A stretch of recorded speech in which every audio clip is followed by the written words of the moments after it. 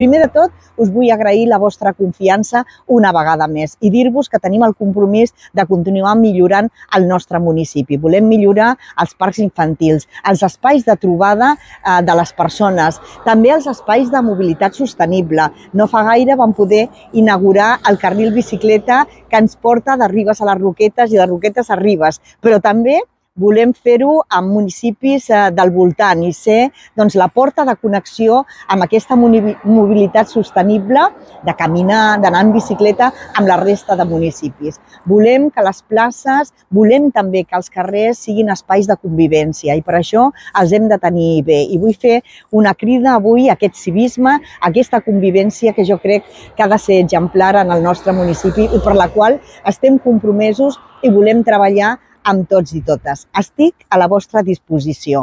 Em podeu contactar en qualsevol moment i sabeu que m'agrada aquesta proximitat i aquesta relació amb tots vosaltres.